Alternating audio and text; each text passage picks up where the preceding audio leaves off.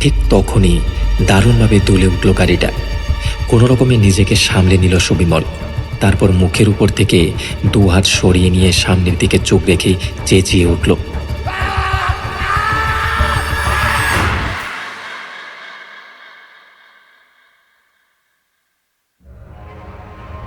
রহস্য, রোমাঞ্চ এবং ভৌতিক গল্পের সংকলন নিয়ে আমাদের এই বিশেষ উপস্থাপনা গল্পের খাতা। আজ আপনাদের জন্য নির্মলেন্দু গৌতমের লেখা গল্প সেই রাত্রির গল্প। গল্প পাঠে শুরু হচ্ছে আজকের গল্প সেই রাত্রির গল্প।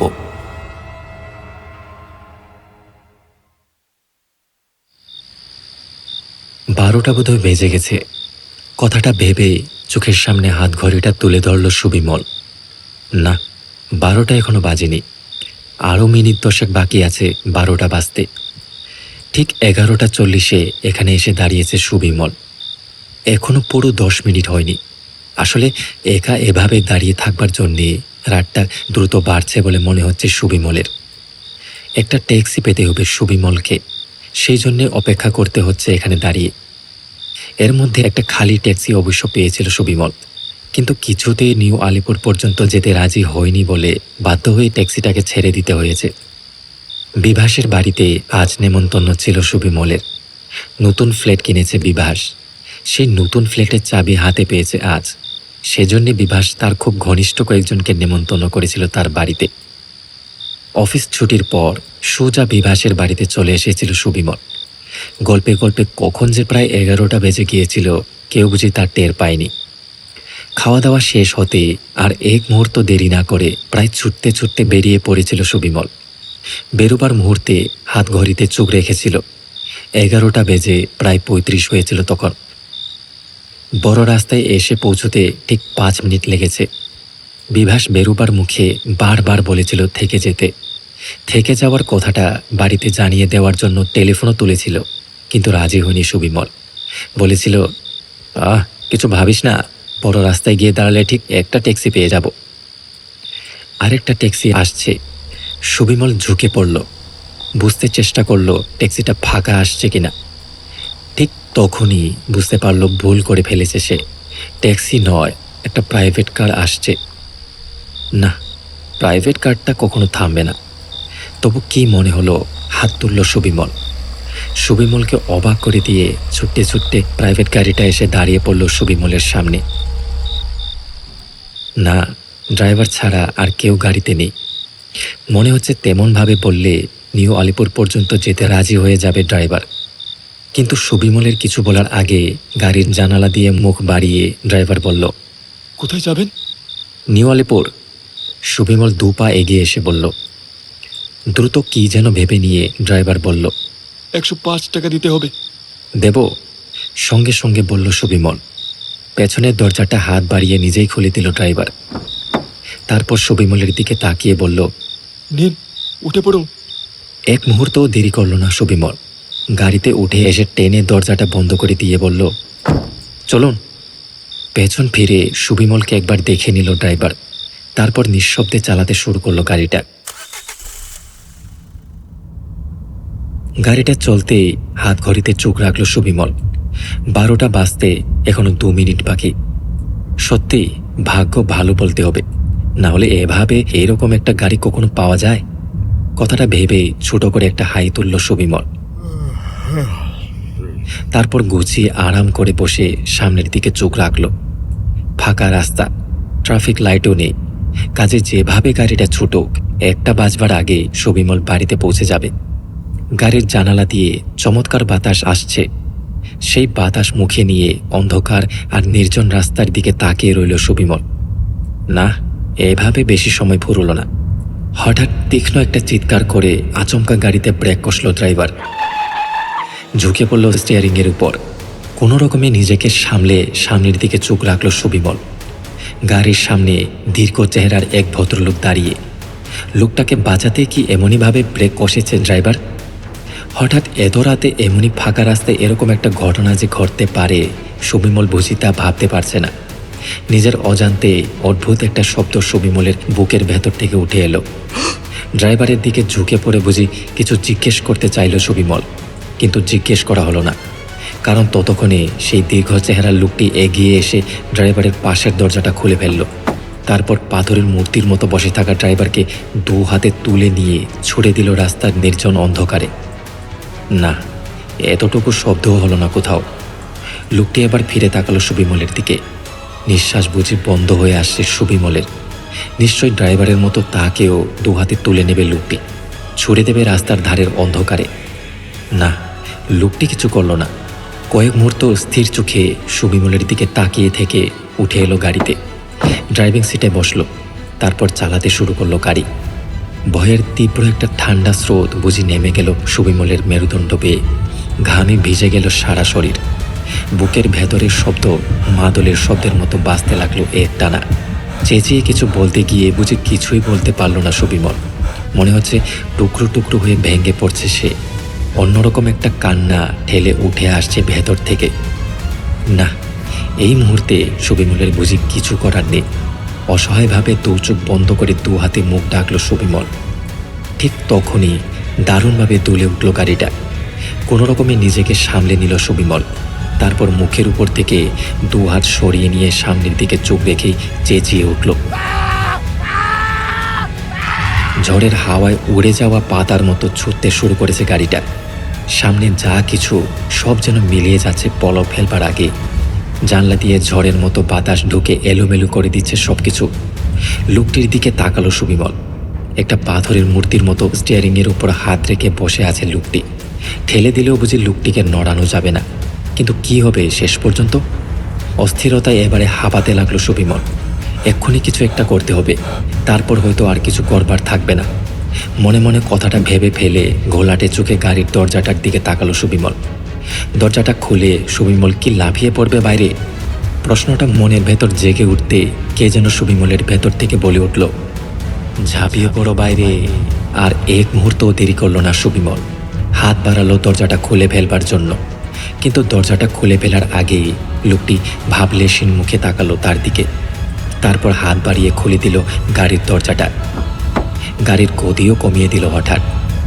লোকটির ভাবলেশীন মুখের দিকে তাকিয়ে থেকেই দরজা দিয়ে লাফিয়ে বাইরে পড়ল সুবিমল।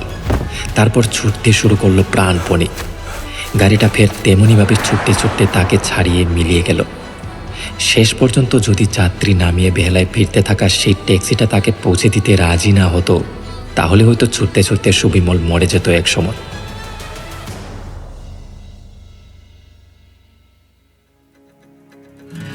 বন্ধুরা, আপনারা যদি চ্যানেলে নতুন এসে থাকেন অথবা চ্যানেলটিকে এখনো সাবস্ক্রাইব না করে থাকেন, তাহলে অবশ্যই সাবস্ক্রাইব করে রাখুন আর সাথে থাকা বেল আইকনকে অন করে দিন, যাতে নতুন গল্পগুলো আপনারা মিস না করেন। তাহলে গল্পের পরবর্তী অংশ শুনতে থাকুন। ধন্যবাদ।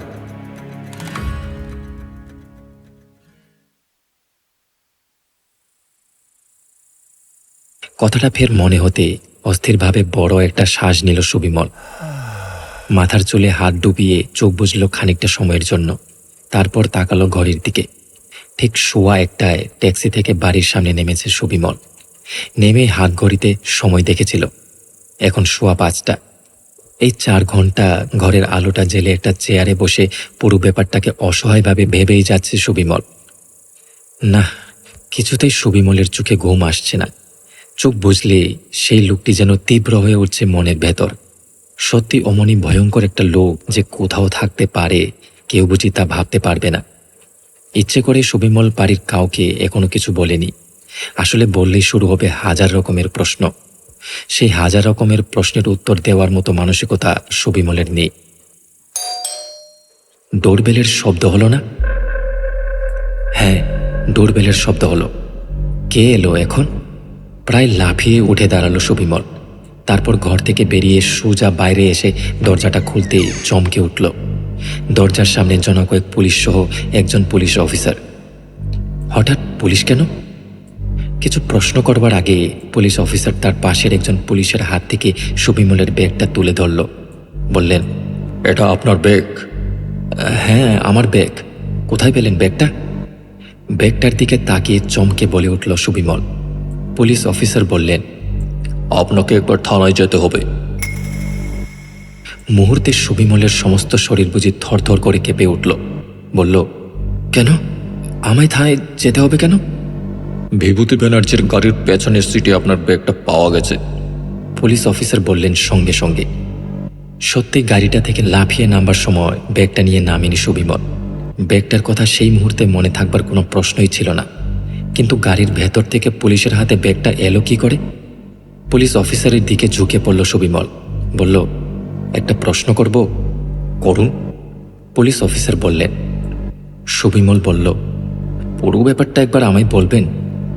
কয়েক মুহূর্ত স্থির থেকে সুবিমলের দিকে তাকিয়ে রইলেন পুলিশ অফিসার।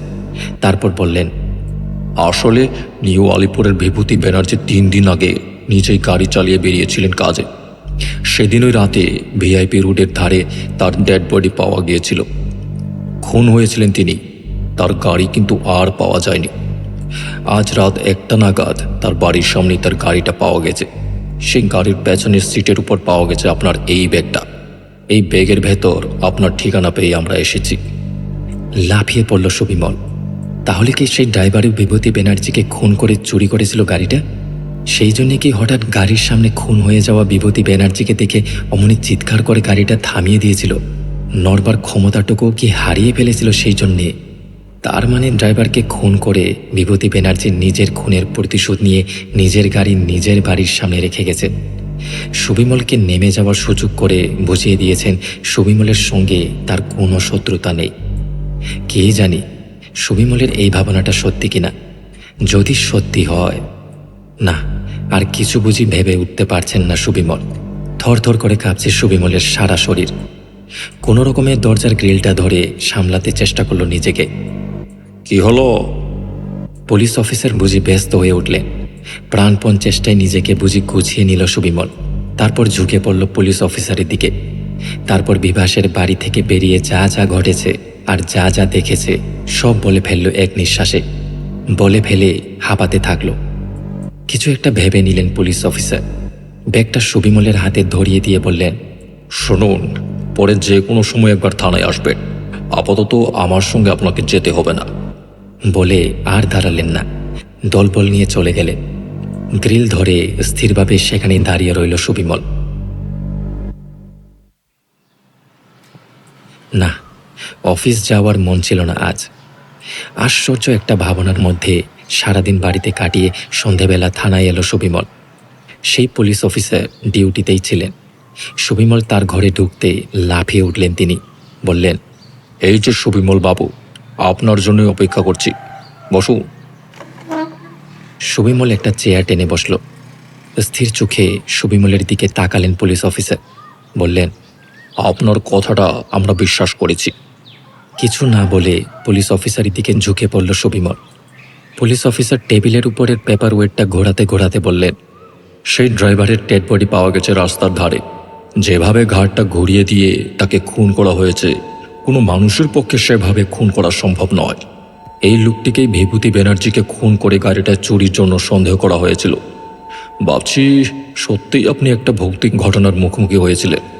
আসলে না, আর শুনতে পারল না সুবিমল। লাফিয়ে উঠে দাঁড়ালো। তারপর পুলিশ অফিসারের দিকে ঝুঁকে পড়ে অস্পষ্ট গলায় শুধু বলল, 1 গ্লাস জলের কথা বলবেন?